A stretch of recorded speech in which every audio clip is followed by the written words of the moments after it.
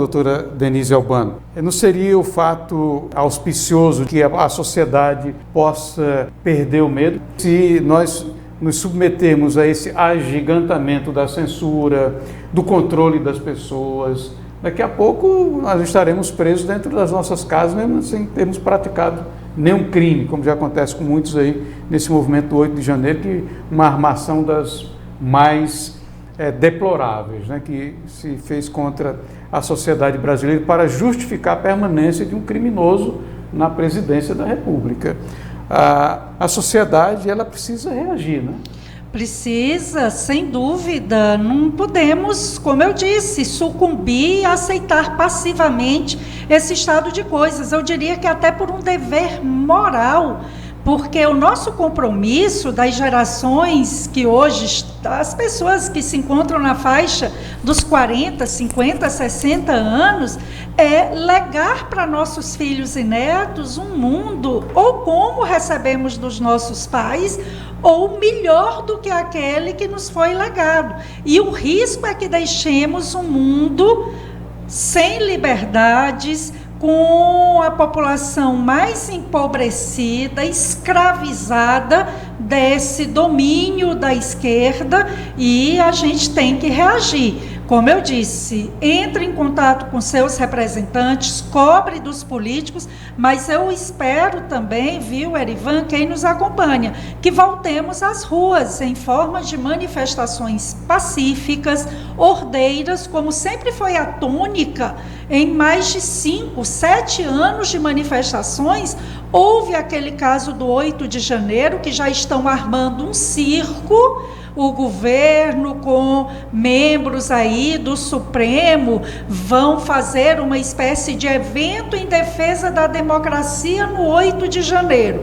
Ora, ali nós tivemos, sim, algumas pessoas que praticaram depredações, mas claramente houve a infiltração de pessoas que exatamente quiseram insuflar ânimos para criar a desculpa, para perseguir, para avançar a censura, para ter aí o avanço do autoritarismo que hoje a gente vê no país. Você mencionava o caso de tantos jornalistas cerceados, calados, exilados, ex-juíza que não cometeu qualquer ilícito com suas redes sociais banidas, um grande empresário que sequer era candidato com seus direitos políticos caçados, sem suas redes sociais, como o dono da Ravan, simplesmente porque era apoiador do ex-presidente.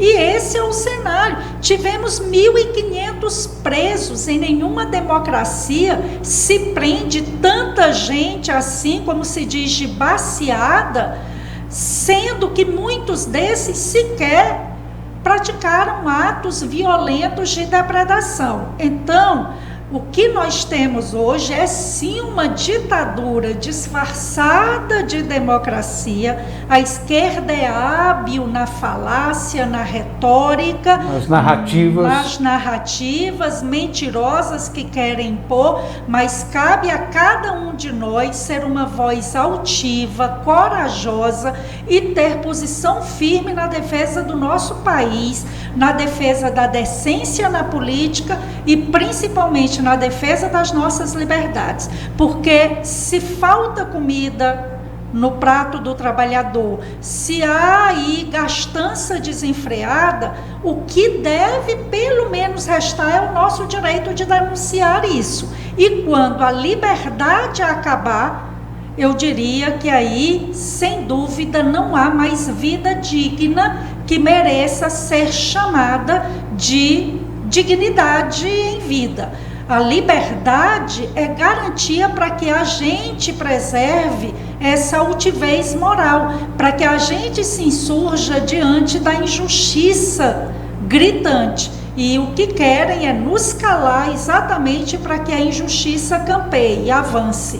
E nós, pessoas de boa vontade, que amam a verdade, não podem se calar, é necessário reagir, e eu espero que cada um que nos acompanhe assuma essa coragem, cada um a seu modo, de se insurgir e lutar por nosso país, defender um futuro melhor para nossos filhos e lutar por nossas liberdades. Quando a senhora fez referência aí à história do 8 de janeiro, né? E não houve o devido processo legal, não. As pessoas, os advogados não tinham acesso, não têm acesso a nada, quer dizer, é uma ditadura realmente está sendo implantada gradativamente, e eles usam a narrativa de que é a defesa da democracia.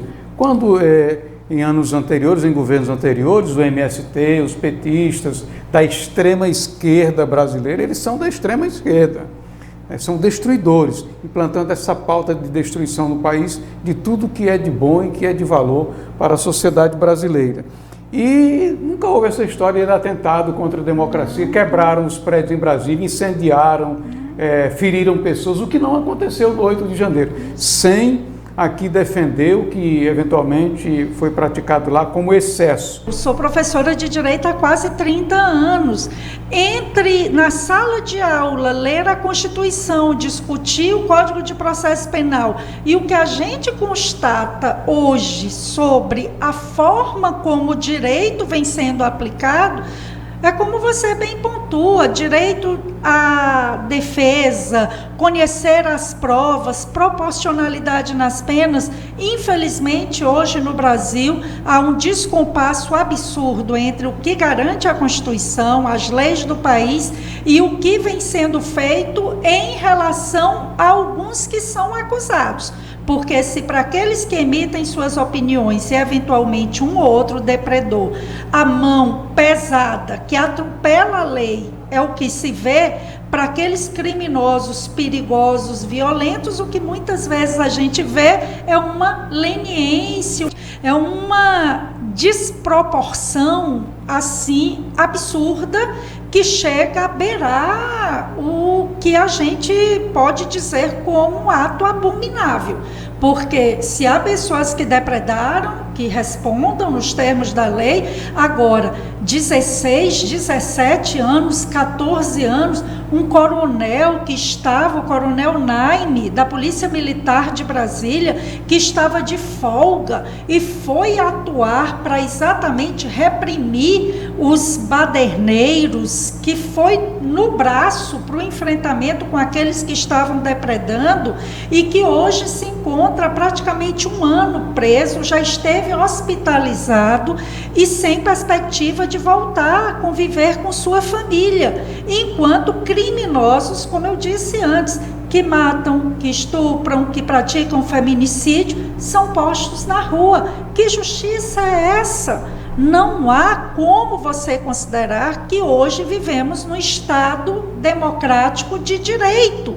Podem nos questionar, não é, Erivan? Será que não há um exagero em você dizer que vivemos, vocês afirmarem que vivemos numa ditadura?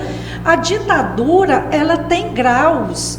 Aí você também pode constatar que o que revela uma ditadura é a perseguição a opositores. Temos ou não no Brasil perseguição a opositores? É o controle dos meios de comunicação social, com uma imprensa oficial que só divulga o que interessa ao governo. Temos ou não empresas poderosas de comunicação que fazem claramente propaganda pró-governo.